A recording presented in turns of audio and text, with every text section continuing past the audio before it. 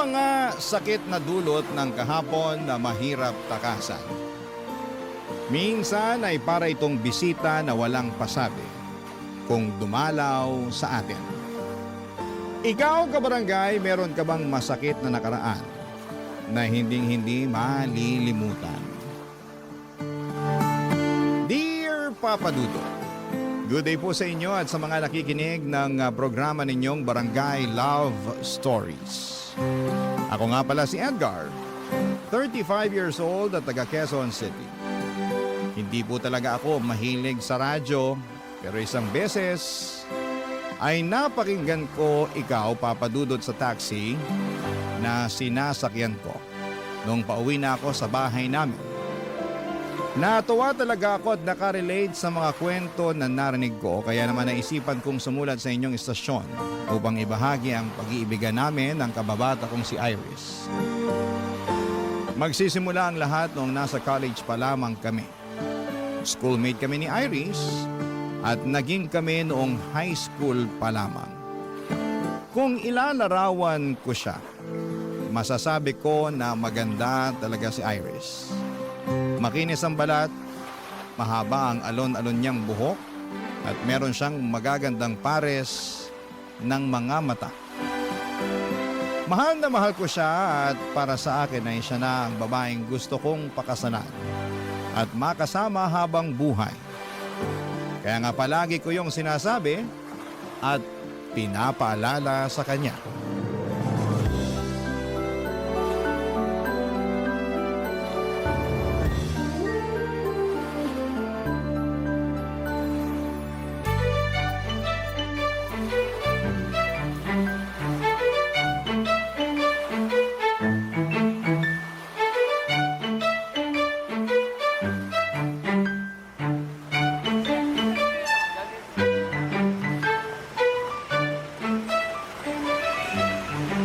Nagustuhan mo ba yung fishball sauce nila Manong dito?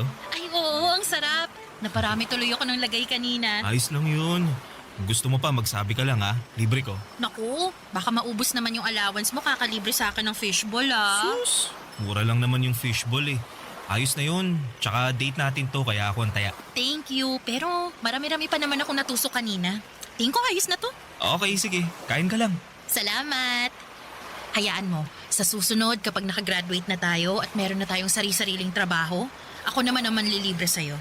Siyempre, hindi porke ikaw yung lalaki, ikaw na dapat ang laging taya sa mga date natin. Ililibre mo rin ako ng fishball? Hindi lang fishball.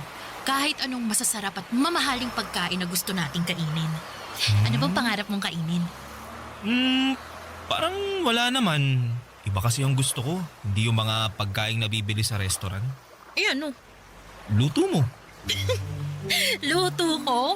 Eh hindi nga ako marunong magluto. Yung simpleng pagpiprito nga lang ng itlog, palagi ko pang nasusunog. Kaya lagi rin akong pinapagalitan ni nanay eh. Paano raw ako mag-aasawa kung pagprito lang ng itlog eh hindi ko pa magawa ng tama? Anong sagot mo? Sabi ko, wala pa naman sa isip ko yung pag-aasawa kasi mga bata pa tayo.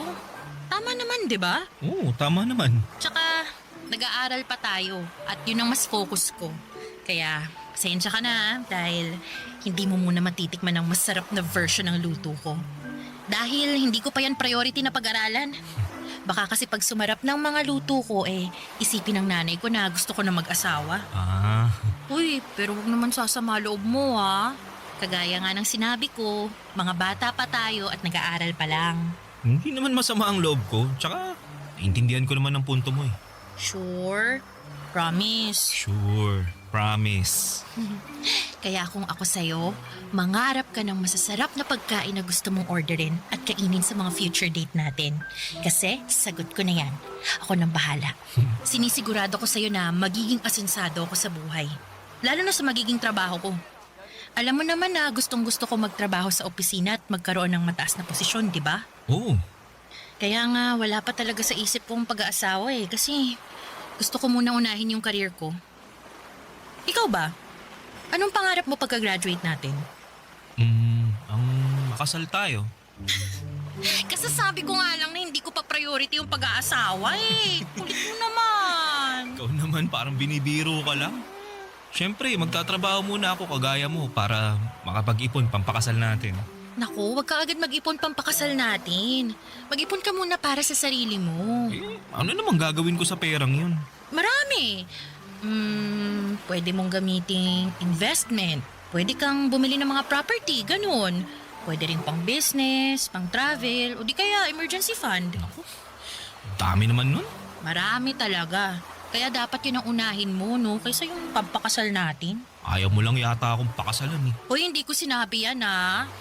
Pero sana naiintindihan mo talaga ako, ha? Alam mo, naniniwala kasi talaga ako na malaki at malawak pa tong mundo na ginagalawan natin para manatili tayo sa iisang tabi lang. Anong ibig mo sabihin? Kasi kapag nagkapamilya na tayo, doon na lang tayo nakafocus. Lalo na sa mga magiging anak natin. Alagain kasi sila. Gusto ko naman makasal sa'yo at maging nanay sa mga anak natin sa hinaharap.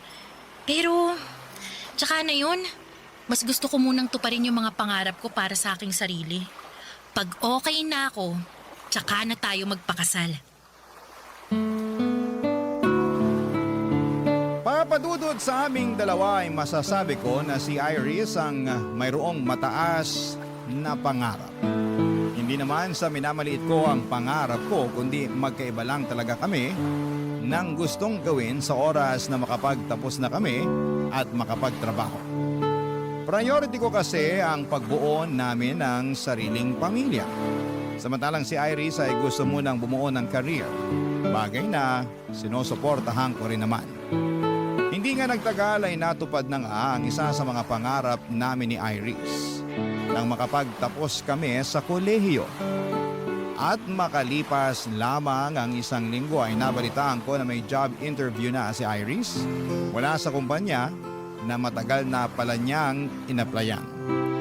Samantalang ako ay gusto munang magpahinga dahil nakakapagod mag-aral ng ilang taon. Noong natanggap ni Iris ang trabaho ay saka naman ako nag-apply ng mapapasukan. Hindi nagtagal, pareho na kaming may sariling trabaho at makaraan ng 2 taon ay nag-decide na kaming mag-live-in, Papa Dudut.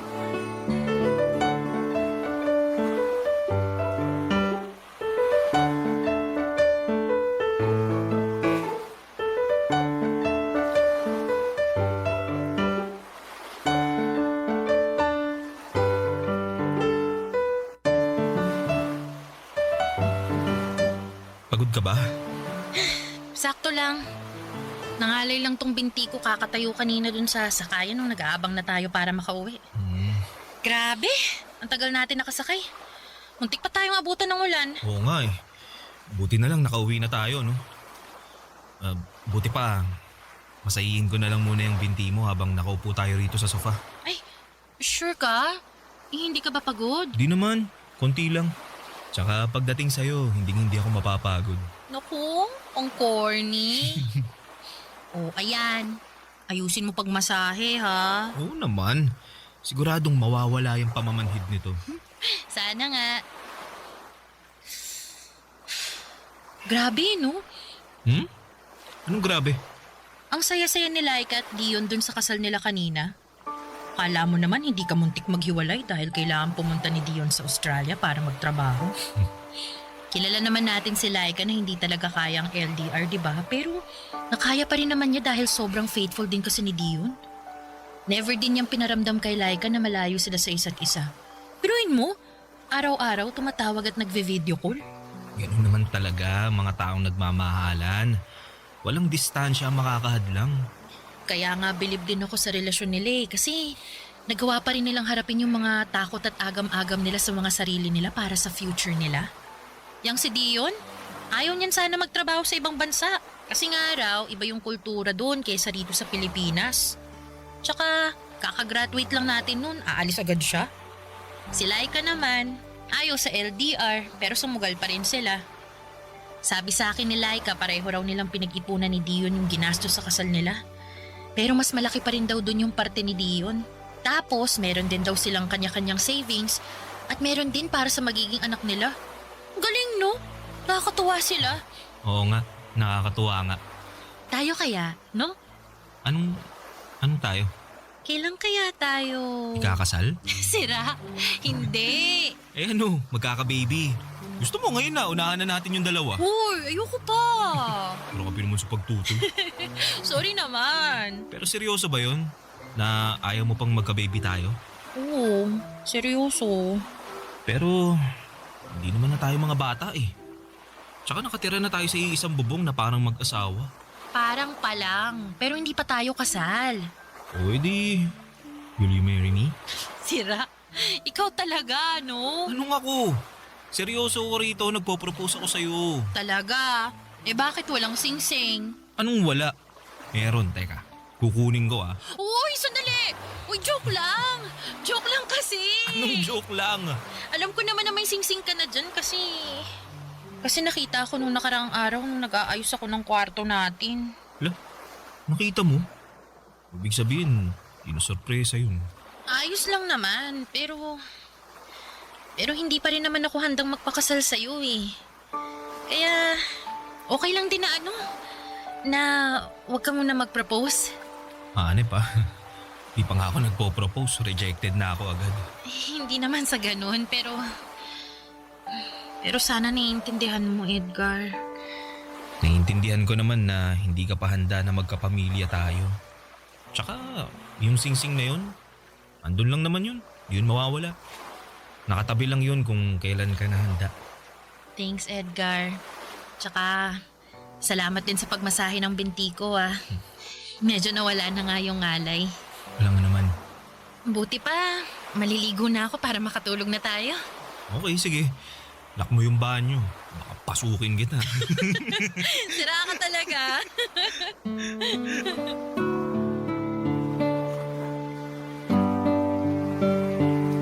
Papadudot aaminin kong nalungkot ako sa pagtanggi ni Iris at bahagyang nadismaya dahil buong akala ko ay handa na siyang makasama. Dahil nakatira na kami sa isang bubong. Pero nagkamali ako. Hindi pa pala talaga niya gusto, lalo na nagsisimula pa lamang kami sa aming mga career. Tama naman siya kaya sinantabi ko ang pansarili kong kagustuhan at nirespeto ang sa kanya. Nag-focus na lamang kami sa aming kanya-kanyang trabaho habang patuloy na nangangarap ng maganda at maayos na buhay para sa aming pamilya sa hinaharap. Naging numero 1 akong taga-suporta ni Iris pagdating sa mga bagay na gusto niyang maabot, lalo na sa kanyang trabaho.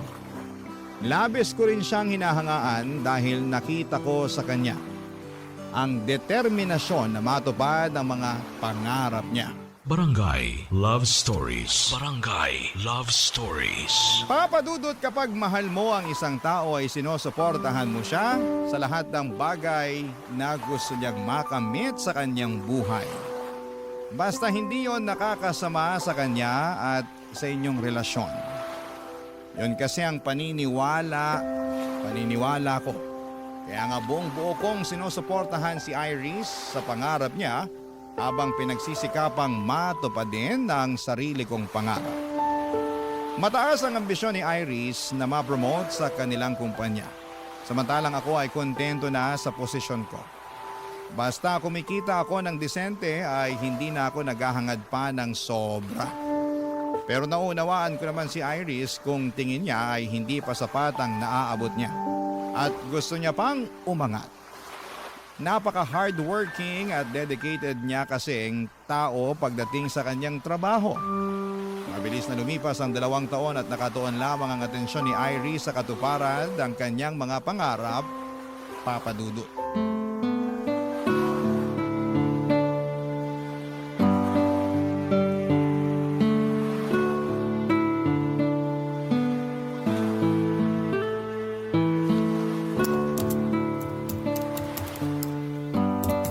Babe, kanina ka pa dyan sa harap ng laptop mo ah.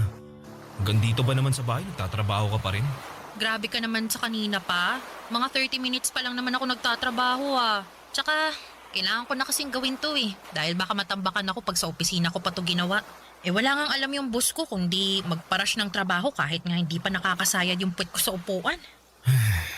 Gaano pa ba katagal yan bago matapos? Di ko alam. Ano ba yan? Anong ano ba yan? Ano ba to? Trabaho ko nga. Alam ko, nakikita ko. Pero gusto ko lang naman napansinin mo ko dahil malapit na ako magselos dyan sa trabaho mo eh. Ano ka? Bata para magselo sa trabaho ko? Babe naman eh. Yung kasi ang pinapalabas mo eh. May paselos-selos ka pang nalalaman eh, may trabaho ka rin naman. Meron nga pero ginagawa ko lang sa opisina at hindi ko inuuwi dito sa bahay natin. So, anong pinapalabas mo? Masama na kahit hanggang dito sa bahay nagtatrabaho ako? Hindi sa ganun babe. Pero ang akin lang sana magkaroon naman tayo ng quality time. Yun bang tayo lang at wala kang trabahong ginagawa? Anong tayo lang? Eh magkasama naman tayo sa bahay ah. Hindi pa ba sapat yun? Iba naman yun eh. Paanong iba? Sige nga, ipaintindi mo sa akin kasi nabobo ko bigla eh. Babe naman eh. Huwag mo akong mababe-babe ha. Pinaglaanan kita ng ilang minuto para ipaliwanag kung anong ibig mong sabihin dyan kahit na busy ako rito sa trabaho ko. Yan na nga ang point ko. Palagi kang busy sa trabaho mo na ultimo rito sa bahay, nagtatrabaho ka pa rin kaya napapabayaan mo na ako. Paano kita napapabayaan eh hindi ka naman toddler para intindihin ko, di ba? Ano, batang paslit ka ba? Sabihin mo para ipagtimpla kita ng gatas at maipagheli kita nang makatulog ka na dyan. Iris naman eh. Akala mo yata nakikipagbiruan ako sa'yo eh, no? Itong mukhang to, tingnan mo, mukha ba ako nakikipagbiroan? Seryoso ako, Edgar. Alam mo, inistorbo mo na nga ako rito sa ginagawa ko. Sinila mo pa yung mood ko. Dapat chill lang ako lalo na't nasa bahay ako eh. Kasi wala yung maiingay kong kaopisina na puro chismisan lang ang alam. Pero heto ka, pinasasama ang loob ko dahil sa tantrums mo. Di ako nagtatantrums ha. Anong hindi? E anong tawag mo dyan sa ginagawa mo? Humihingi lang ako ng oras sa'yo. Pwes, busy ako. Sorry, kaya wala akong mabibigay na oras sa'yo. Kita mo nagkukumuhog na ako matapos tong ginagawa ko, oh. Tapos ini-stress mo pa ako? O di yan, imbis na natapos ko to agad, wala na. Bumagal ako lalo na kasi inistorbo mo. Sobra ka naman sa inistorbo. Bakit? Totoo naman ah. Naglalambing lang naman yung tao. Huwag mo muna akong lambingin ah, kasi wala nga ako sa mood. Buti pa, lumayo-layo ka muna. Nakakapikon ka na. Nakakasira ka ng momentum eh. Wala ka bang ibang gagawin? Gumawa ka kaya ng kahit ano, huwag mo lang ako istorbohin. Kaya mo't, alis na! Alis! Oo na. Pagtaboy naman to. Ano tingin mo sa akin, aso? Bahala ka na mag-analyze, basta ako busy dito. Tsaka huwag ka munang bumalik sa kwarto ha. Ayoko sabi ng istorbo. Papadudot na uwi nga sa pagtatalo at tampuhan ng simple kong paglalambing kay Iris. Aminin kong nasaktan ako ng gusto dahil hindi naman mabigat na bagay ang hinihiling ko.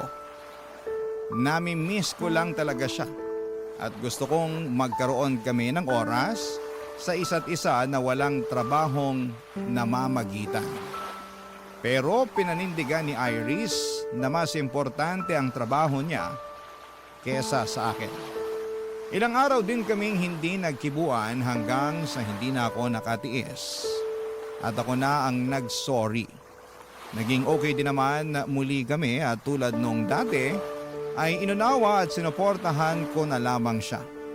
Hanggang sa nagbunga ang pagsisikap ni Iris nang ma-promote siya sa pinaka-aasam-asam niyang posisyon. Kaya naman labis ang saya naming dalawa.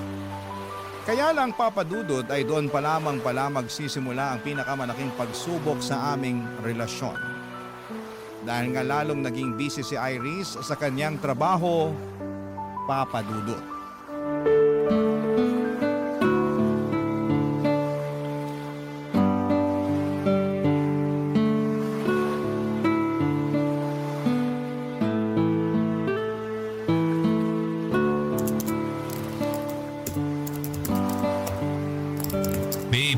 Bakit nakatutok ka na naman sa laptop mo?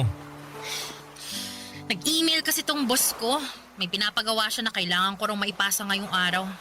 Kaya gagawin ko muna. Mamadali kasi yun lagi. Di ba pwedeng mamaya na lang yan? Mauhuli na tayo sa lakad natin eh. Hindi ka ba nakikinig? Nagmamadali lagi yung boss ko. Gusto niya maibalik sa kanya kagad kung ano man yung pinapagawa niya. Sobra namang demanding yan. Rest day naman natin. Oo, pero ganun talaga. Sandali lang ba talaga yan? Tingin ko hindi kasi ang dami pala niyang email.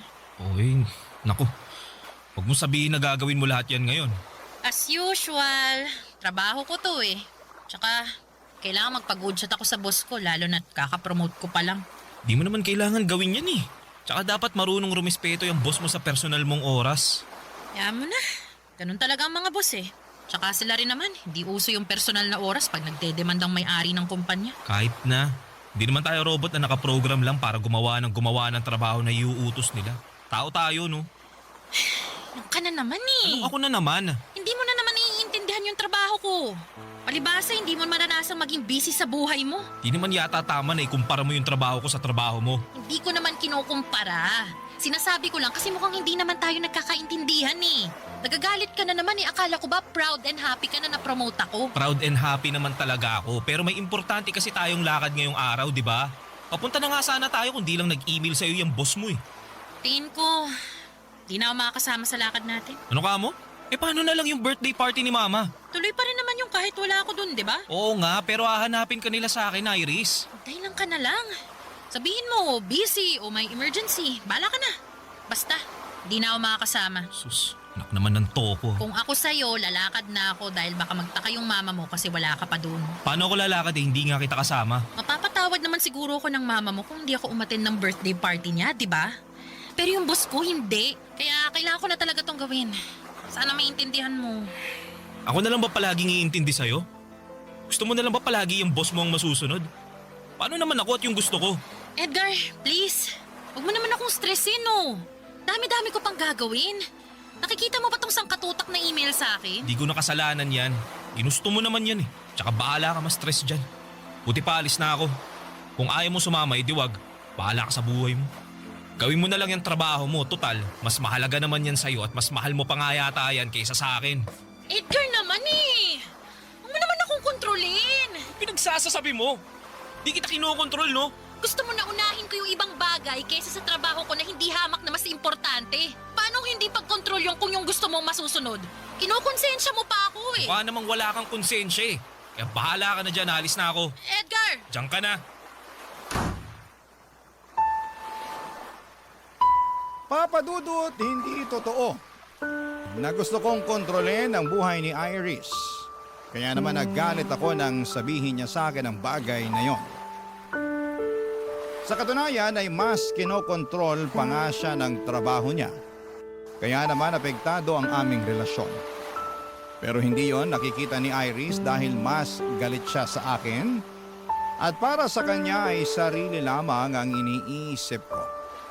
Pero hindi yung totoo dahil sinusuportahan ko siya at patuloy na sinusuportahan pa rin sa mga bagay na gusto niyang makamit, lalo na sa trabaho niya. Kaya bago pa kami mauwi sa matinding away ay nagdesisyon na akong umalis mag-isa.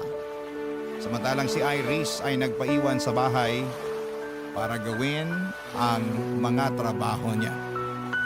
Siyempre hinanap siya ng parents ko. Pero nagdahilan na lamang ako na may nakakahawa siyang sakit kaya hindi ko na siya sinama pa. Naniwala naman sila pero pinayuhan nila akong umuwi ng maaga upang may makasama sa bahay ang aking nobya, Papa Dudut. Barangay Love Stories. Barangay Love Stories. Papa Dudut, hindi kami agad nagkaayos ni Iris matapos ang away namin yon. Tumagal pa ng 1 linggo bago kami nagpansinan. Sa katunayan ay bigla na lamang kaming nag-usap na parabang walang nangyari. Noong nagtangka akong pag-usapan namin ulit ang away namin ay agad sinabi ni Iris na kalimutan na lang daw namin yon. Kasi ayaw na niyang ma-stress pa. Pero ramdam ko na malaki na ang pinagbago ni Iris, lalo na sa pakikitungo niya sa akin. Oo, magkasama pa rin kami sa isang bubong at magkatabi sa kama pero mas gusto na lamang niyang nakatalikod sa akin kapag matutulog kami. Ayaw niya na hinahawakan, niyayakap o dinidikitan ko siya. Hindi na rin kami sabay kumain lalo sa hapunan dahil madalas na siyang ginagabi galing sa trabaho at kumain na raw siya. Pag rest day naman namin ay natutulog lamang si Iris maghapon para makabawi daw ng lakas. O di kaya ay lumalabas siya para makipagkita sa mga kaibigan niya. Kaya nga naisipan kong bumawi sa kanya sa pamamagitan ng pag-aasikaso sa kanya at pagluluto ng paborito niyang pagkain nang sa ganon ay unti-unti ko ulit makuha ang loob niya. Kaso'y hindi naman pinapansin ni Iris ang mga effort ko hanggang sa isang gabi ay kinausap niya ako.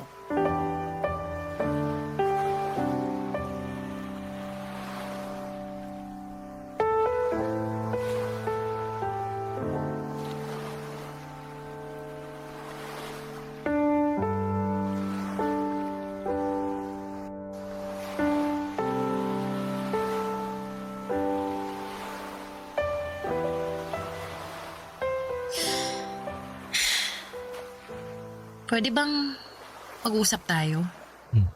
Mag-uusap na tayo ah. Ano pa bang klaseng pag-uusap yung gusto mo? Seryoso ako ah. Huwag mo kong pinipiloso po. Pagod ako galing sa trabaho mo nang dagdagan. Please lang. Kasalanan ko na naman. Ikaw lang naman yung nagpapakapagod sa trabaho mo na akala mo pamamanahan ka sa kumpanya nyo. Kaya ganyan ka umasta. Anong sabi mo? Akala mo ba hindi ko napapansin na simula nung na-promote ka, mas lalo ka nang naging busy? Kahit nga nandito ka sa bahay, hindi ka pa rin makausap ng matino. Dahil kung hindi ka nagtatrabaho, natutulog ka naman maghapon. O kaya nakatutok sa cellphone mo o lumalabas kasama yung mga kaibigan mo. Pati pa naman yung mga bagay na ginagawa ko para sa sarili ko, sinisita mo pa rin? Ako nga hindi nakikialam sa mga ginagawa mo eh. Kung may labas ka na kasama mga kaibigan mo, nakarinig ka ba sa akin ng reklamo? Wala naman, di ba? Wala nga. Kasi alam mo kung anong tingin ko? Ano? Na wala kang pakialam sa akin. Ano, tama ako no? Sagutin mo ako, tama ako no? Oo na! Oo na, tama ka! Wala na nga akong pakialam sa'yo at sa kung ano pang gusto mong gawin sa buhay mo. Bakit? Dahil kinain ka na ng sistema mo sa trabaho mo? Totoo, di ba? Sabihin mo. Dahil hindi na kita mahal. Anong sinabi mo? Hindi mo na ako mahal? Oo. Hindi na. Kailan pa? Matagal-tagal na rin. Bakit ngayon mo lang sinabi? Kasi nga, tinitimbang ko pa yung nararamdaman ko eh. Baka napagod lang ako, ganun. Na kapag pinahinga ko naman magiging okay tayo. Na manunumbalik ulit yung pagmamahal ko sa'yo katulad ng dati. Pero, hindi eh. Hindi na talaga at mas lumayo pa yung loob ko sa'yo tuwing nag-aaway tayo. Wala lang ako sinasabi pero naiipon na yun sa loob ko eh. Hanggang sa isang araw, nagising na lang ako. Wala na talaga. Ayoko nang subukang ayusin yung relasyon natin. Mas mabuti pa na maghiwalay na lang tayo. Maghiwalay? Oo, Edgar. Sorry pero sana maintindihan mo. Malayong-malayo na tayo sa dating tayo eh. Tsaka, tingin ko, hindi ko mabibigay yung pamilya na matagal mo nang gusto kasi nga, mas nakafocus ako sa career ko. Masaya naman ako sa ginagawa ko kaya naisasantabi kita. Na-realize ko na ang unfair ko sa iyo kasi pinaghintay kita ng matagal pero hindi pa rin pala sapat yun. Iris, please. Baka nabibigla ka lang. Pag-usapan muna natin to. Please. Hindi ako nabibigla. Seryoso na ako sa desisyon ko. Kaya, sana maintindihan mo yun. I'm really, really sorry, Edgar. I'm really sorry.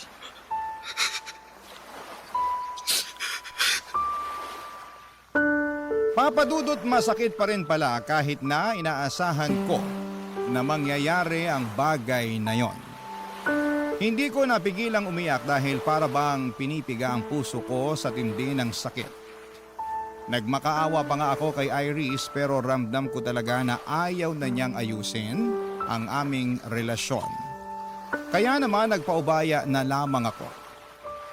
Siguro'y nagbago na lang talaga ang priority niya at hindi na ako doon kasama. Kaya nga kahit na malungkot ay kailangan ko yung tanggapin. Umalis na rin si Iris sa nirerentahan naming apartment at nakiusap siya na huwag ko na siyang kukulitin pa. Sa abot ng makakaya ko ay nirespeto ko ang kahuli-hulihan niyang hiling at nag-focus na lamang sa pag-move on. Papa Dudut, makalipas ang 9 na taon. Neto namang 2025 ay inadya ng kapalaran na magkita ulit kami ni Iris sa kasal ng common friend namin. At masasabi ko na kahit matagal na panahon na nang huli ko siyang nakita, ay hindi pa rin nagbabago ang itsura niya. Maganda pa rin siya katulad nung Iris na dati kong minahal, Papa Dudut.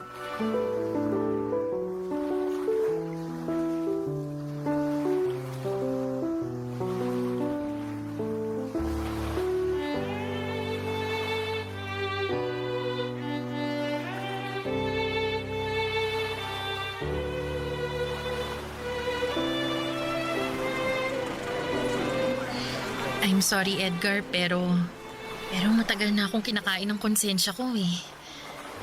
At naisip ko na matatahimik lang ako pag nakausap kita at nasabi ko sa iyo yung totoo. Kaya nga, sinamantala ko na yung pagkakataon para magkita tayo dito sa kasal ng kaibigan natin. Ano ba yung sasabihin mo? I'm sorry kasi nag-cheat ako nun sa relasyon natin. Akala ko ba nawalan ka lang ng pagmamahal sa akin? Totoo naman yun, pero kasi may iba na kasi akong nagugustuhan nun at yun nga, yung napangasawa ko. Boss ko siya eh. Simula nung napromote ako nun sa trabaho palagi na kaming magkasama. Mas madalas pa nga kaming magkasama kaysa sa atin kahit nakatira tayo sa isang bubong. Tapos, ayun, hindi ko na napigilang mahulog sa kanya kasi mabait naman pala siya. Alaga, maaalalahanin. Bakit? Ganun din naman ako, di ba? Oo, pero malaki pa rin ang kaibahan niyo dahil mas mataas yung pangarap ng boss ko. Hindi kagaya mo na kontento lang sa kung anong meron ka. Linawin ko lang hindi naman masama yung gusto mo Oo, pero hindi tayo pareho ng gusto. Kaya mas nagustuhan mo yung tao na katulad mo. Ganun na nga. Kaya nga humihingi ako ng tawad sa'yo. Matagal na panahon na rin naman ang lumipas. Hindi na natin maibabalik yung nakaraan. Siguro, meron din talaga akong pagkukulang. Kasi masyado akong nakampante sa mga gusto ko. Di naman sa ganun kasi sinuportahan mo naman ako Hinintay mo pa nga na maging handa ako pero ako lang talaga yung may problema. Hindi ako naging handa sa'yo pero sa iba naging handa ako. Kagaya nga ng sinabi ko nakaraan na yun. Ang mahalaga yung ngayon. Hindi naman ako galit sa'yo. Nagtatampo, oo. Pero hindi naman kita matitiis Salamat kung ganun.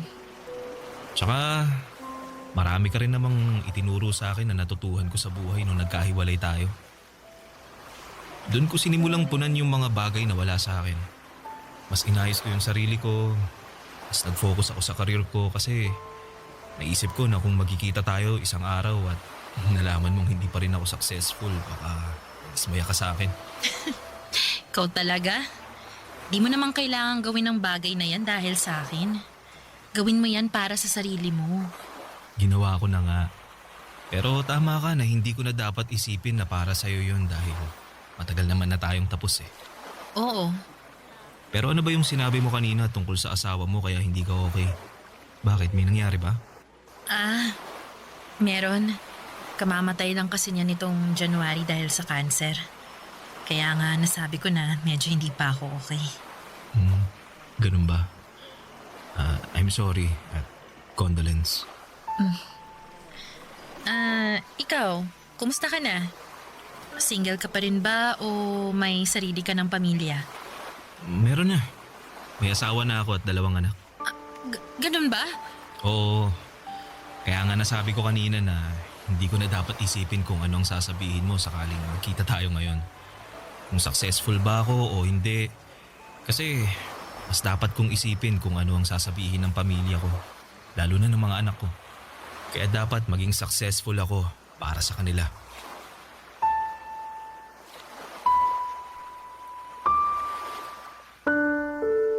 Papadudot na putol na ang pag-uusap namin ni Iris nang tawagin siya ng isa naming kaibigan.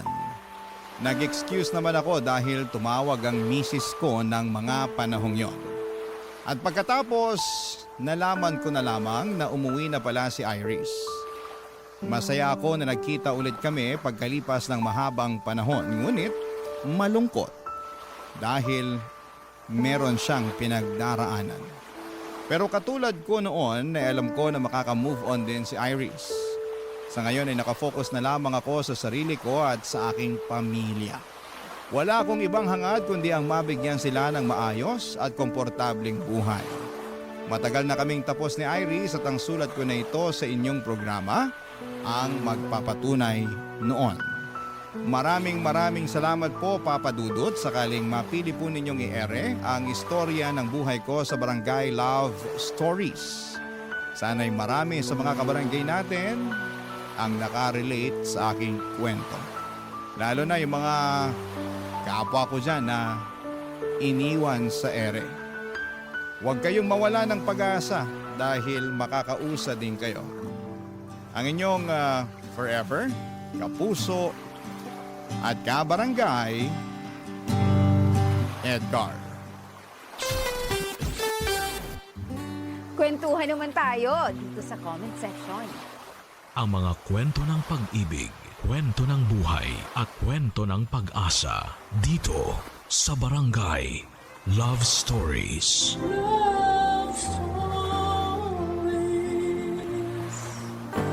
Parte na ng buhay ang pagkabigo at mga kalungkutan.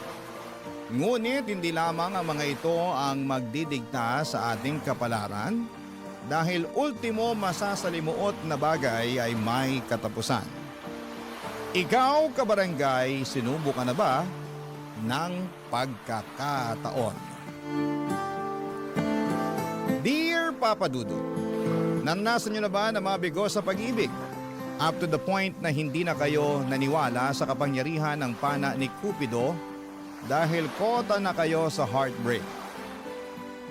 Ako kasi ay oo at tinanggap ko na lamang talaga na hinding-hindi na ako makakatagpo ng matinong lalaki na mapapangasawa. Pero bago tayo mag-dive sa masalimuot kong love life, ay pabati muna po Papa Dudut ng isang magandang araw sa mga katulad kong avid listener ng Barangay Love Stories. Ako nga pala si Emmy. Simpleng babae na taga 13 Martires, Cavite. Kaka 36 ko lamang this year at kasama ko sa munti naming tindahan ang maganda kong Mamas Celia na fan ni Papa Dudut. Sa katunayan ay siya ang humimok sa akin na magpadala ng sulat sa inyong istasyon upang maipangalandakan ko raw sa buong Pilipinas ang aking love story. Kagaya ng sinabi ko kanina ay medyo hindi talaga ako sineswerte pagdating sa aspetong yon ng buhay ko. At ang mama ko nga ang saksi sa bawat luha na iniiyak ko, sa bawat maling lalaki na nakikilala ko.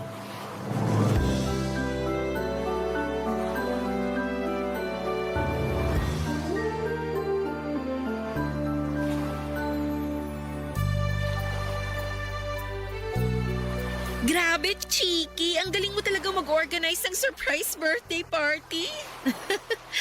Hindi naman masyado. Pero sa tingin mo, nagustuhan ni Olan yung ginawa kong party para sa kanya? Oo naman. Halos maluha-luha na nga si Olan kanina nung hipa niya yung kandila sa cake na hawak mo, di ba? Ang dami kasi naming mga kaibigan at pamilya.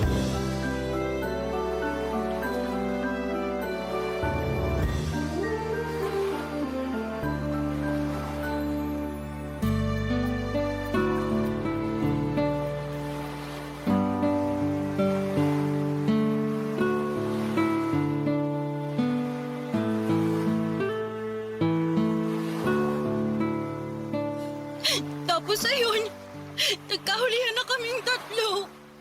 Oh, ano nangyari? Siyempre nagalit ako. Gustong-gusto ko siyang sampalin. Pero pinigilan ko lang yung sarili ko kasi di niyo naman ako pinalaking bayolente, di ba? Oo, pero pag agrabyado ka na, dapat lumaban ka pa rin. Naku, kung ako yan, hindi lang sampa lang aabutin sa akin ng tukmol na yon. Baka pag pira-pirasuhin ko pa sila ng babae niya. Naisip ko nga rin yan pero emosyonal na talaga ako ng time na yun, ma. At saka, imbis na gawin sa kanila yun, di iniyak ko na lang.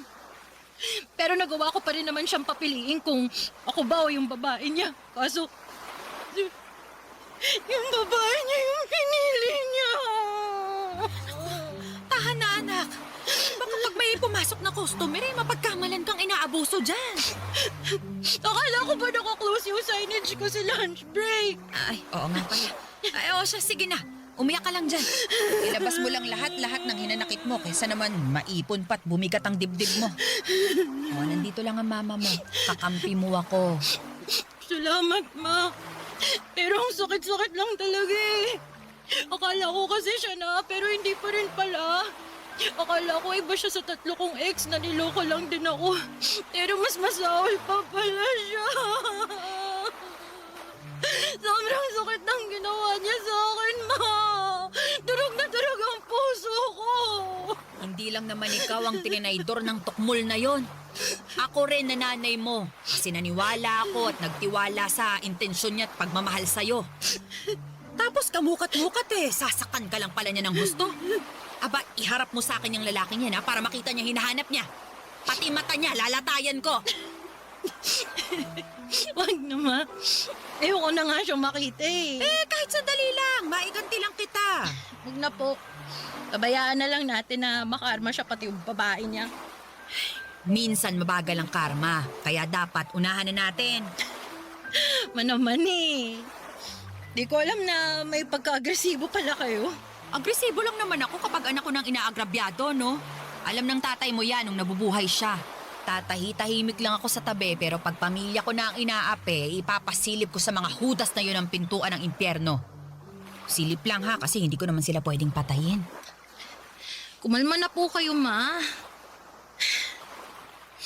Okay na ako. Nahimasmasan na ako kasi naiyak ko na lahat Salamat din po, ma. Kasi lagi kayong nakikinig sa drama ng buhay pag-ibig ko. Wala namang kaso yun kasi nanay mo naman ako. Pero naaawa ako sa'yo dahil lagi na lang ganyan ang nangyayari sa buhay pag-ibig mo. Mabait ka namang bata at walang inaapakang tao. Kaya bakit ba pagka malas-malas mo sa mga lalaking nakikilala mo? Ewan ko nga po kung bakit Pero baka sign na po to na tigilan ko ng pakikipagkilala at pagbo-boyfriend kasi baka hindi talaga ako para sa pag-aasawa. Ibig mong sabihin ayos na sa'yong tumandang dalaga. Wala naman po sigurong problema doon, diba? Wala nga, pero hindi ba pwedeng magpabuntis ka na lang? Kahit wala na yung asawa kasi sakit lang naman sila ng ulo mo Tsaka para lang may apo na ako, anak. Ewan ko sa inyo, ma. Kung ano-ano na lang sinasabi niyo. Biro lang. Hindi ko naman nilalahat na manlolokong mga lalaki.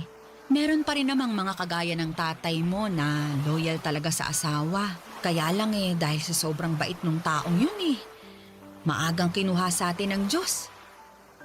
Pero ayun nga, naniniwala ako na makakatagpo ka rin ng matinong lalaki. Yung mamahalin ka ng tunay, aalagaan, irerespeto at siya na rin nawang makakasama mo hanggang pagtanda mo. Ay nako, suntok na lang po siguro sa buwan kung mangyayari pa yun. Basta ako, sinusumpa kong hindi na ako mai-inlove para hindi na rin ako masaktan.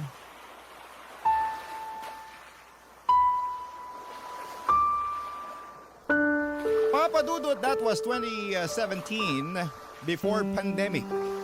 28 years old na ako noon at counting split at tumbling na lamang ay malapit nang lumagpas sa kalendaryo ang aking edad.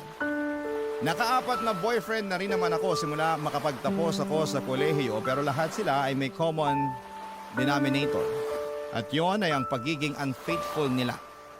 Kaya nga pagkatapos ng huli kong heartbreak ay sumumpa ako sa harapan ng nanay ko with matching pa-cross my heart pa na hindi ako mai-in love.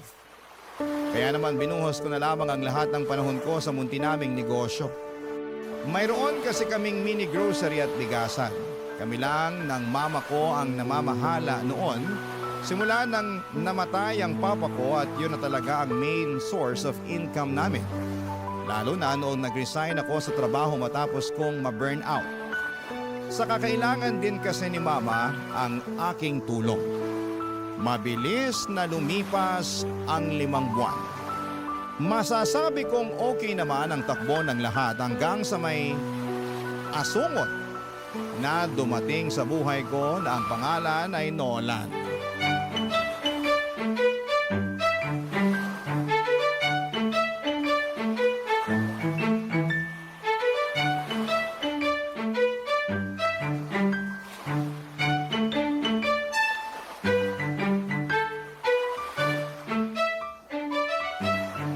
Pabili po ako ng soft drink, tenderang maganda. Pwede bang bumili ka na lang ng walang kasamang daldal? Dami mong sinasabi. Akin na yung soft drink mo. Ipapunch ko na. Ayan o. Ito lang ba? Oh, Sa'yo tong dalawa? hindi. Isa lang sa akin dyan kasi sa'yo talaga yung isa. Sige na, kunin mo na. Ha? Bakit binilhan mo pa ako? Gusto ko lang. Libre ko yan sa'yo, tanggapin mo na. Saka para may panulak dito sa dala kong bibingka. Eto. Para sa akin talaga to. Oo. Dumaan kasi ako sa palengke kanina tapos naalala ko na paborito mo yung bibingka. Kaya bumili ako para dalhan ka. Sakto, 3:00 na ng hapon. Pang merienda mo. Ikaw talaga. Nag-abala ka pa. Tss, wala yun, ikaw naman. Saka alam mo naman na masaya ako pag nakikita kang kumakain, di ba? Bigla na lang ako nabubusog. Naku! Ang corny mo naman. Pero salamat dito Na-appreciate ko. Pero ang dami naman ito. 3 bibingin ka pa talaga. Kasi kay mama mo yung isa. Sa'yo yung 2. Di ko pa rin to mauubos kaya tagisa na tayo. Sige na.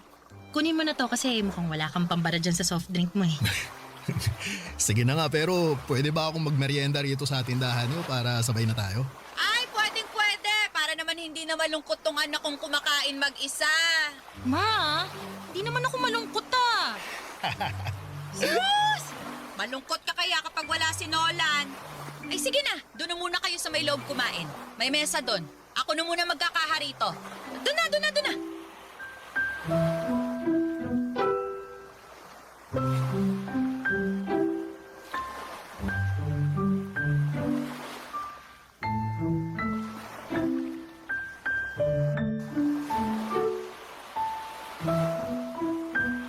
Ma, kayo na mag-closing? Okay na kayo rito? Oo na, kayang-kaya ko na to. Sige po, aalis na ako. Diretso ka na ba sa bahay niyan? Opo, para makapagluto na ako ng hapunan natin. May bago akong recipe na susubukang lutuin. Siguruhin mo lang na masarap yan, ha? Kailan pa ba ako nagluto ng hindi masarap? Paalala lang naman. O siya, mag-iingat ka na. Gandang gabi po, Aling Celia. At sa'yo na rin, Emmy. O, magandang gabi rin, Nolan. May bibilhin ka ba? Naku, wala po. Ang totoo, nandito ako para sunduin si Emmy kasi plano ko siyang ihatid sa bahay niyo. Kaya naman pala. Hala, hindi ako nagpapahatid sa kanya, ma. Paano mo nalaman na uuwi ako ng ganitong oras, ha? Anong paanong nalaman nabanggit mo kaya kanina nung nagme-merienda tayo. Sabi mo, uuwi ka ng maaga kasi magluluto ka. May nakita ka mong bagong recipe online. Yun naman pala, anak. Hayaan mo na si Nolan na ihatid ka para alam ko na ligtas kang makakarating sa bahay. Naku, baka saan mo ko dadalhin, lagot ka talaga sa akin. Aling Celia, yung anak niyo mukhang may iba pang gustong puntahan, no? Hoy, tumigil ka nga. Wala po ako ibang gustong puntahan, ma. Wala naman akong sinabi, Tsaka malaki ka na. At may tiwala naman ako dyan kay Nolan. Oo, narinig mo yon? May tiwala sa akin mama mo. Pangako po, Aling Celia. Iingatan ko ang anak niyo at ihahatid ko siya ng ligtas sa bahay niyo. Papa Dudut, nagtatrabaho si Nolan bilang construction worker sa isang commercial building na ginagawa di kalayuan sa aming tindahan. At palagi sila ng mga kasamahan niya na bumibili na makakain at maiinom sa amin. Masasabi kong mabait si Nolan, Papa Dudut, magalang, lalo na sa mga nakakatanda, kaya nga tuwang-tuwa sa kanya ang mama ko. Bukod doon ay gentleman din siya at asikasong-asikaso niya ako, lalo na sa tuwing inihahatid niya ako sa bahay namin. May kalayuan din kasi ang tinitirhan namin ni Mama sa tindahan namin at maraming aso sa daanan. Kaya naman very thankful ako kay Nola noon. Kasi siya ang nagiging pananggalang ko. Biro lang. That time, 1 buwan na akong nililigawan ni Nolan. Alam ko na sumumpa ako noon na hindi na mai-in love. Pero ibang atake ng pagdating ni Nolan sa buhay ko. Hindi kagaya ng mga ex-boyfriend ko ay hindi bumilis ang tibok ng puso ko at wala akong nakitang imaginary fireworks nang magtama ang aming mga paningin. Sa halip ay pagkayamot ang naramdaman ko matapos niyang kindatan agad ako. Pero nung unti-unti ko na siyang nakikilala, ay pawang kapayapaan na ng puso ko ang dala niya sa aking buhay, Papa Dudut. Barangay Love Stories. Barangay Love Stories. At dahil nga sa pagiging Maginoo ni Nolan ay nagka-developan kami, Papa Dudut. Oo, nagustuhan ko rin naman siya, pero ayaw ko naman agad ibigay ang matamis kong oo sa kanya nang hindi niya pinaghihirapan yon. Ano siya, sinuswerte? Kaya nga sinabi ko na kung gusto niya akong maging kasintahan ay ligawan muna niya ako. Bagay na ginawa naman niya at ipinagpaalam na rin sa mama ko. Sa loob ng 1 buwan na panliligaw ni Nolan ay nakilala ko siya ng husto. Nalaman ko na taga Agusan del Sur ang kanya at doon siya pinanganak at lumaki. Pero dahil sa hirap ng buhay ay sumama siya sa kanyang tiyuhin noong lumuwas ito sa Maynila. Bago siya naging construction worker ay marami na ring trabaho ang pinasok ni Nolan, pero dahil sa kontraktual lamang siya, kaya panandalian lamang ang mga ito. Sa totoo lang ay walang kaso sa akin ang pagiging construction worker niya, pero sa ibang tao ay meron, Papa Dudut.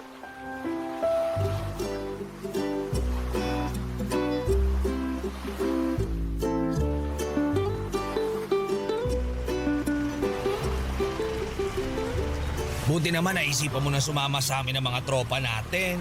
Hirap mo na mayayain lumabas sa totoo lang. Kaya ito, sinundo na kita para wala ka ng kawala. Grabe naman yung parang wala na akong kawala, Mon. Pero mas grabe ka kasi daig mo pa yung artista sa hirap mong hanapan ng bakanting oras para mailabas. Miss ka na namin kakwentuhan, no? Miss ko na rin naman kayo. Kaso, alam mo naman na walang katulong si Mama sa tindahan namin, di ba? Buti na nga lang nandyan yung pinsang ko na kinuha muna niyang tindera kasi gusto raw mamasukan ngayong bakasyon. Kaya ito, may oras na ako para lumabas. Buti naman. Emmy! Emmy! Hello? Ay, sino yon? Oh, Nolan! Ikaw pala! Nula. Sabi na, ikaw yan eh. Papunta na sana ako sa tindahan nyo para makita ka pero ikaw ang nakita ko rito ngayon sa kalsada. May pupuntahan ka ba? Oo, meron nga. At saka kasama ko si Mond, kaibigan ko.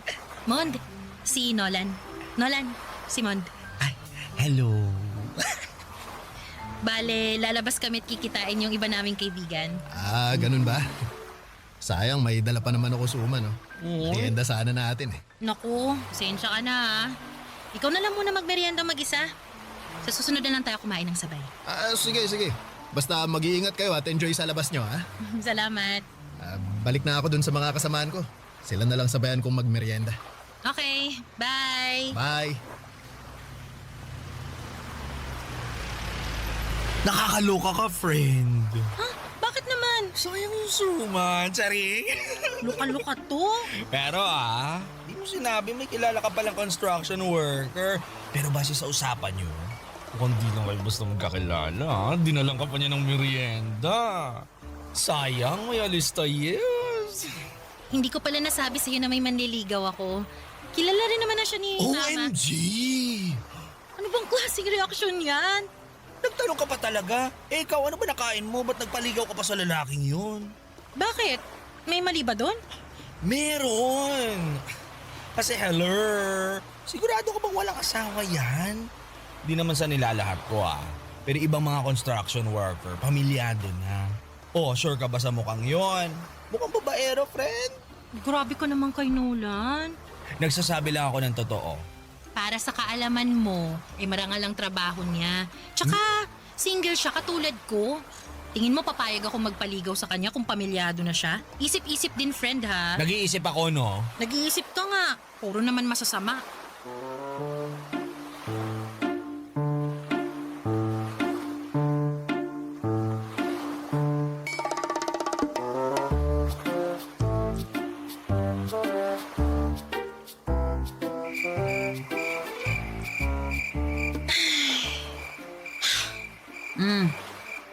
Kanino ko pa napapansin yung pagbubuntong hininga mo dyan, anak ka? May problema ba? Wala naman po, ma. Hindi ako naniniwala na wala, kaya sabihin mo na sa akin. Makikinig ako. Salamat, ma. The best talaga kayo. Tipong wala pa akong sinasabi, pero ramdam niyo nang may pinagdadaanan ako. Eh ano pat anak kita at nanay mo ko, di ba? Ano ba kasing nangyari? May problema ba kayo ni Nolan? Wala po kaming problema ni Nolan. Ang totoo, gusto ko na nga po siyang sagutin eh. Kaya lang, nagdadalawang isip ako. Sabi kasi ng mga kaibigan ko, wala raw akong future sa kanya. Dahil ganun lang yung trabaho niya. Kesyo ano raw ba tinapos ni Nolan? Tapos pinagpipilitan pa nila na babaero daw yung mga nagko-construction. Sabay hirit na hindi naman daw nila nilalahat. Saan ka ba nagdadalawang isip? Sa sinabi nila tungkol kay Nolan? Tapos na-realize mo na tama sila? O sa pagmamahal mo dun sa tao kahit na kasasabi mo lang na gusto mo na siyang sagutin? Hindi naman po sa nagdadalawang isip ako. Katunayan, sigurado po ako na mahal ko na si Nolan. Alam ko na gusto niyo rin naman siya para sa akin kasi mabait siya, gentleman, marespeto at makikita niyo talaga na mahal niya ako. Oo nga. Kaya lang, nalulungkot lang talaga ako dahil ganun yung tingin sa kanya ng ibang tao. Lalo na ng mga kaibigan ko. Ibig mong sabihin, nag-aalinlangan ka kasi ano na nga lang ba ang sasabihin ng iba sakaling sagutin mo siya. Tama? Ganun na nga po, ma. Pero hindi naman silang nasa relasyon, anak. Kayong dalawa ni Nolan. At wala naman silang alam sa mga bagay na nagawa at naiparamdam sa'yo ni Nolan. Kung may alaman sila, mababaw lang. Kakaunti, kumbaga. Kasi ikaw yung lubos na nakakakilala sa kanya. Dapat talaga tinitikom na lang nila ang mga bibig nila kung wala naman silang mabuting sasabihin. Maling-mali ang manghusga lalo na kung ang basihan lamang nila itsura at estado ng isang tao. Hindi naman tayo pare-pareho ng kapalaran. Kaya anak, kung mahal mo si Nolan, huwag kang matakot ituloy anuman ang meron kayo. Kasi ang importante, masaya ka. Masaya kayo. Yun lang ang isipin mo at wala nang iba.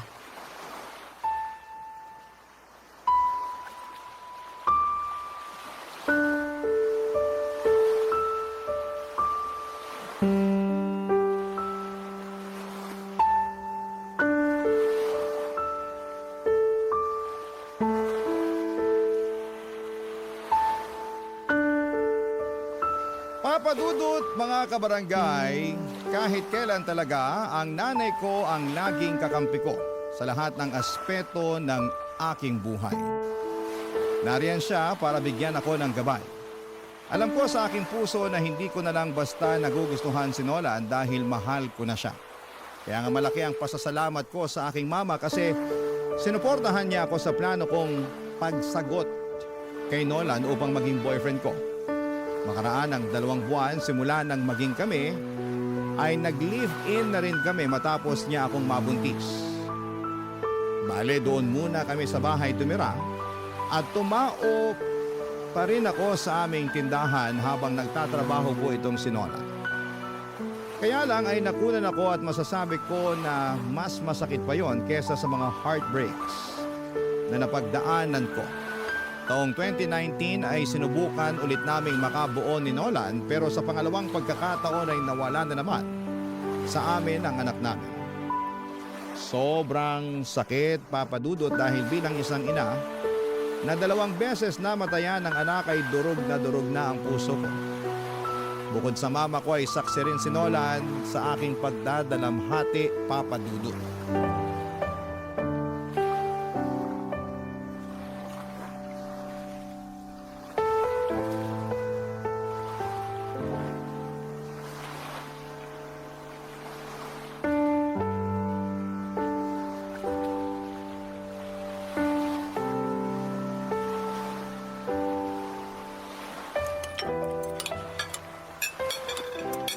Oh, bakit hindi ka kumakain, mahal? Ang sarap-sarap ng luto kong sinigang, di ba? Paborito mo yan? Oo nga, pero hindi ko malasahan eh. Nako, ay sakit ka ba? Wala. Pero wala lang din akong ganang kumain. Di nga ako gutom kaya matutulog na lang siguro ako. Uy, teka. Mamaya ka nang umalis, mahal. Bakit ba? Anong bakit ba? Kanina ka pa hindi kumakain tapos sasabihin mo hindi ka nagugutom? Totoo namang hindi pa ako nagugutom. Sa lagay marunong ka pa sa tiyan ko. Hindi naman sa nagmamarunong ako pero bakit ka ba kasi naiinis dyan? Nagtanong ka pa. Sinong hindi maiinis sa kakulitan mo? Saan ka nakakita ng pinakain kahit busog? Sige nga. Nag-aalala lang naman ako sa'yo bilang asawa mo. Pues hindi ko kailangan ng pag-aalala mo. Kaya kong sarili ko. Oh, bakit ka ba sumisigaw? Nakakainis ka kasi! Alam mo, buti pa maghiwalay na tayo. Ha? Ano bang sinasabi mo dyan? Sabi ko maghiwalay na lang tayo. Kasi wala namang saysay yung pagsasama natin dahil wala tayong anak. Diba? 2 beses na akong nakunan. Ibig sabihin, walang kakayahan ang lintik na matres na to na magdala ng bata. Kaya laging nalalaglag at nawawala sa atin. Kaya naisip ko na baka ayaw talaga tayong bigyan ng anak. Kaya nga hiwalayan mo na lang ako para makahanap ka ng babaeng kaya kang gawing tatay. Bakit ko naman gagawin yun? Mahal kita. Hindi ka ba nakikinig? Hindi nga kita kayang gawing tatay. Hindi kita kayang bigyan ng anak kasi nga may problema yata tong matres ko. 2 anak na natin yung nawala sa atin, Nolan. At kahit na gustuhin ko pang subukan ulit natin, natatakot na ako baka maulit lang yung nangyari. Ang sakit-sakit sa akin. Bilang isang babae na umaasa na magiging nanay tapos sa isang iglap mawawala na lang sa sinapupunan ko yung anak natin. Na minsan ko naramdamang buhay na buhay sa loob ko. Kaya nga tinanggap ko na lang na hindi tayo magkakaanak eh. Kaya hindi kita pipiliting samahan ako sa buwisit na sitwasyon na to. Ako ang pumili na samahan ka at manatili sa tabi mo dahil hindi lang naman pagkakaroon ng anak ang habol ko sa relasyon natin, Emmy. Mahal na mahal kita at hindi ko kayang mabuhay na wala ka sa piling ko. Baka nasasabi mo lang yan sa ngayon. Pero babawiin mo rin yan pag tumagal. Kaya nga hanggat kaya ko pang matiis yung sakit, iwanan mo na lang ako. Hindi ko gagawin yun dahil mahal kita. At kapag mahal ka ng isang tao, di ka nila iiwan anuman ang mangyari. Ewan ko sa'yo, Nolan. Bakit bang tigas ng ulo mo? Makinig ka naman sa akin, oh. Binibigay ko na nga sa'yo yung kalayaan mo kasi ikaw meron ka pang pagpipilian. Pwede ka pang magkaanak. Samantalang ako hindi na. Ayoko nang magkaanak kung hindi naman kita makakasama. Ayos lang sa akin na hindi maging tatay. Ang hindi ayos sa akin, yung ipagtabuyan mo ako at mawala ka sa akin. Mahal kita, Emmy. Hindi lang sa mga panahon na mabuti, kundi lalong-lalo na sa mga pagkakataong sinusubok tayo. At nakahanda akong patunayan sa iyo yung pagmamahal na yun sa pamamagitan ng pananatili sa tabi mo. Kaya pakiusap, huwag mo na akong paalisin. Huwag mo na akong itaboy. Kasi nasasaktan ako.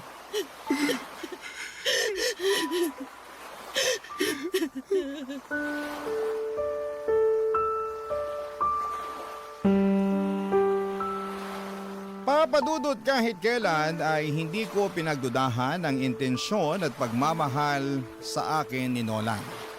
Alam ko na malinis yon at mapagkalinga. Kaya nga ibinibigay ko sa kanya ng buong buo ang puso ko, ngunit lalo ko lamang napatunayan ang pagmamahal ni Nolan noong subukin na kami ng pagkakataon. At habang dumaraan ako sa pagluluksa ay alam ko na ganun din siya bilang tatay ng mga bata. Kaya nga hindi kami umalis sa tabi ng isa't isa. Bagkos ay kinabig namin ang aming sarili upang damayan ang bawat isa. Noong taong ding yon, makalipas lamang ang 3 buwan ay nagpakasal kami ni Nolan, Papa Dudut. Simple lamang ang naging seremonya at sa Huwes lamang kami kinasal. Kaunti lang ang aming bisita at walang masyadong naganap na programa sa reception. Ngunit ipinangako sa akin ni Nolan na hindi niya ako iiwanan habang buhay at pakamamahalin. Barangay Love Stories. Barangay Love Stories. Papa Dudut, dahil nga kasal na kami ni Nolan ay pangarap na naming makapagbukod ng bahay. At kahit na ibig sabihin noon ay maiiwang mag-isa ang mama ko sa tinitirhan namin, ay muli pa rin niyang sinuportahan ang desisyon naming mag-asawa. Pero dahil wala pa kaming sariling bahay ay nagrenta muna kami ng apartment na malapit lang din sa tindahan namin na pinapasukan ko, Papa Dudut. Tulad ng dati ay nagpaka-busy ako sa pagtatrabaho at kinuha ko na rin yung pagkakataon upang libangin ang aking sarili. Pag-uwi ko naman sa apartment namin ay nag-asikaso ako ng hapunan namin ni Nolan. Masasabi ko na napakasipag ng Mr. Kung yon dahil halos siya na ang kumikilos sa paggawa ng mga gawaing bahay pagkatapos namin kumain at bago matulog. Siya rin ang naglalaba ng mga damit namin tuwing day off niya at pagkatapos ay hindi siya pumapalya na ilabas ako para makapasyal naman kami. Kaya nga masaya at kontento ang puso ko kahit kaming dalawa pa lamang. Ngunit nagbago ang lahat simula noong nagka-pandemic, Papa Dudut.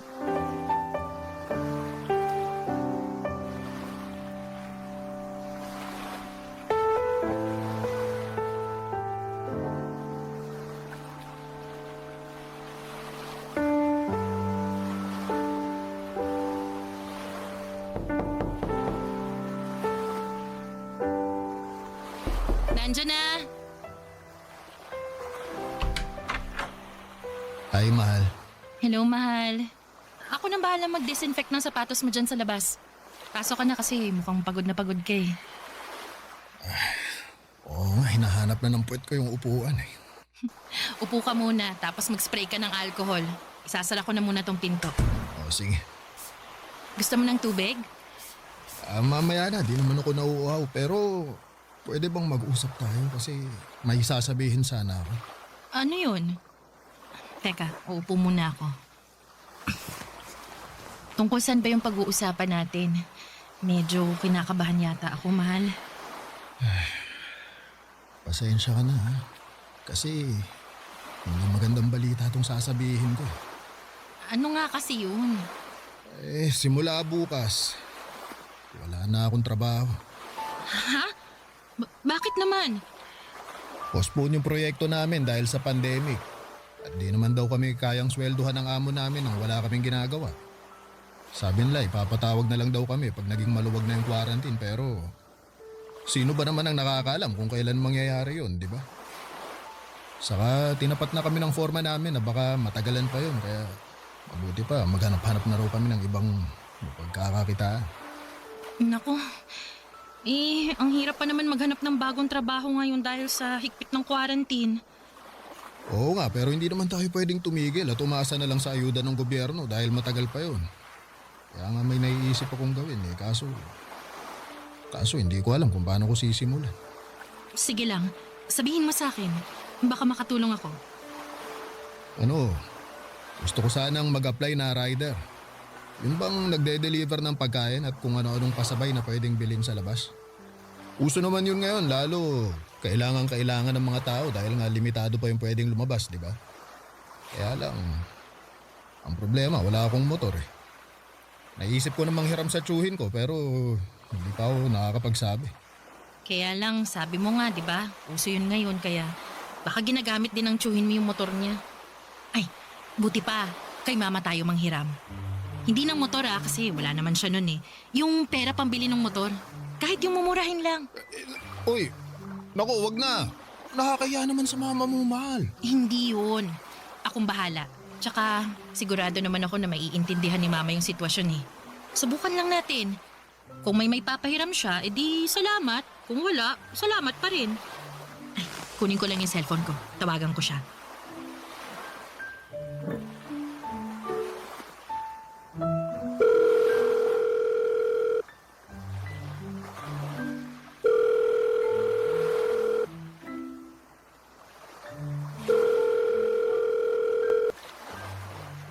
Hello, Nak. Hello, Ma. Kumusta po kayo? Ayos Ayos naman ako dito. Eh kayo ba dyan? Nako, ayos lang din naman po pero may problema kasi kami.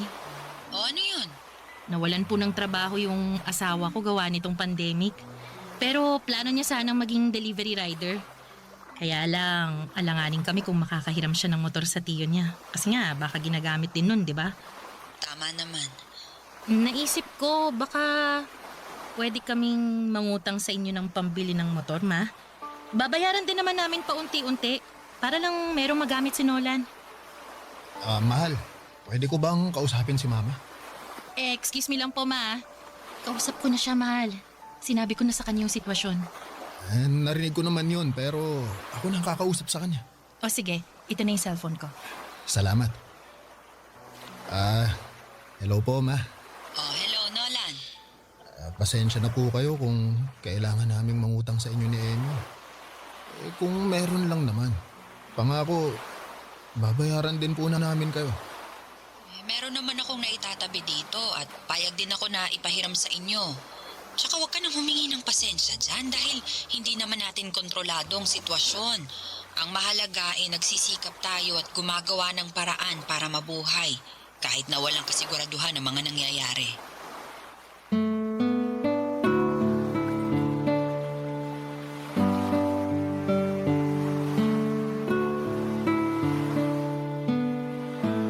Papadudot malaki ang naging epekto ng pandemic hindi lang sa amin ngunit sa karamihan ng mga Pilipino na naghahanap buhay. Naparalisa talaga nito ng husto ang kabuhayan natin ngunit hindi nawala ng pag-asa ang asawa ko dahil madiskarte siya. Malaki rin ang pasasalamat ko sa aking nanay na nagpahiram sa amin ng pera upang maipambili niya ng motor na siyang ginagamit niya sa pagdi-deliver. Sobrang sipag at tiyaga ng asawa ko sa ginagawa niya. Kaya bilib na bilib ako sa kanya. Laging sinasabi sa akin ni Nola na gagawin niya ang lahat. Maibigay lang sa akin at sa magiging anak namin ang aming pangangailangan. At nakita ko talaga kung gaano siya ka-dedikado at ka-determinado. Bagay na lagi kong pinagmamalaki sa mama ko. Alam ko na nasa tamang lalaki na ako kaya masayang masaya ko. Isang gabi habang malakas ang buhos ng ulan, sa labas ay mayroong nangyari na masasabi kong nagpabago ng husto sa buhay naming mag-asawa, Papa Dudut.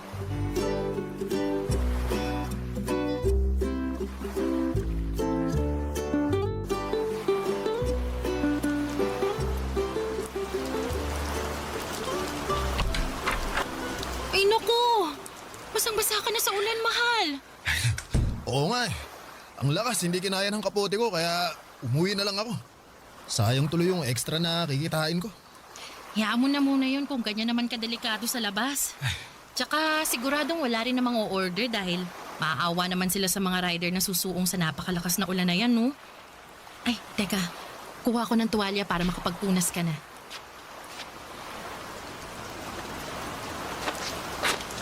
O, ayan. Magpunas ka muna. Salamat, mahal. Maligo ka na kaya? Baka magkasakit ka niyan eh. Maya-maya kaunti. Medyo giniginaw pa ako eh.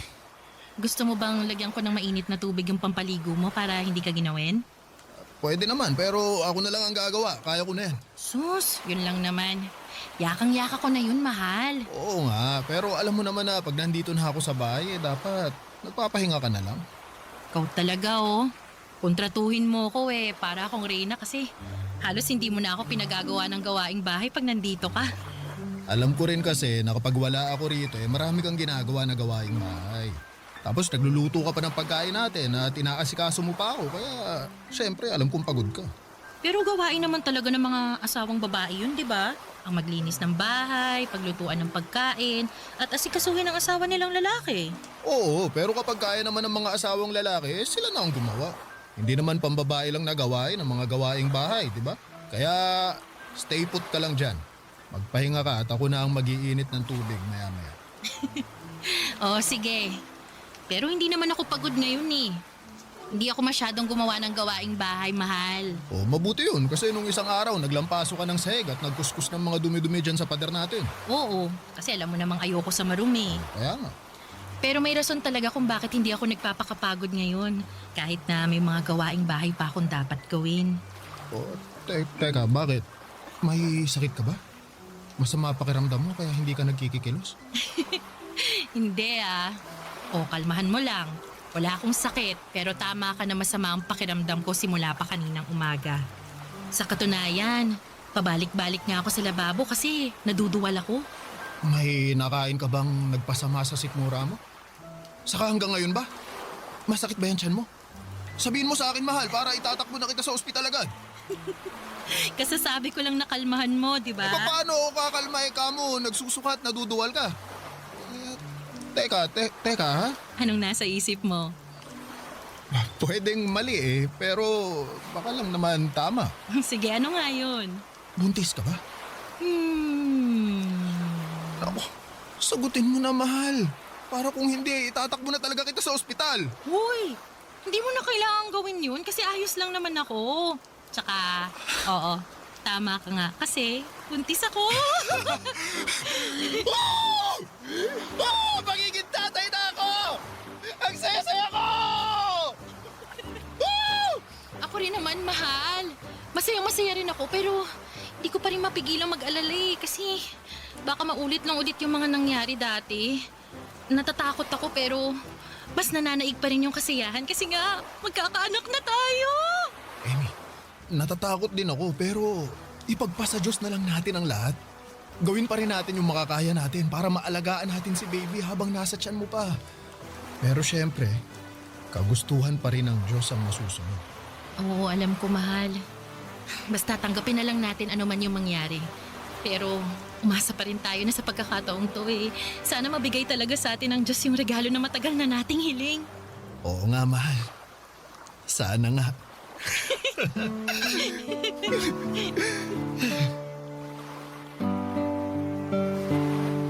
Papa Dudut, hindi naging madali ang pagbubuntis ko at todo-todong pag-iingat ang ginawa ko upang hindi mawala sa amin ang aming anak. Kaya nga masayang-masaya kami ni Nolan nang hayaan ng Diyos na mabuhay ang anak namin at ligtas ko siyang maisilang. Labis-labis ang pasasalamat namin ni Nolan sa kanya dahil tinupad niya ang matagal na naming kahilingan, ang maging ganap na magulang. Marami akong natutuhan sa buhay na gusto kong i-share sa mga kabarangay natin sa sulat kong ito. Nasa kabila ng lahat ng mga kabiguan na pinagdaraanan natin, ay meron pa ring pagtatagumpay na kahit gaano katagal ang ating hinihintay, pinagkakaloob yon sa atin ng may kapal sa tamang panahon. Kagaya na lamang ng baby namin ni Nola na matagal ding naming hiniling. Mayahalin tulad ko siya sa isang espesyal na padala ng Diyos dahil siya ang regalo niya sa amin.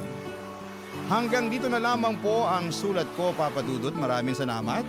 Sakali pong mapili po ninyong i-ere sa Barangay Love Stories ang aming kwento.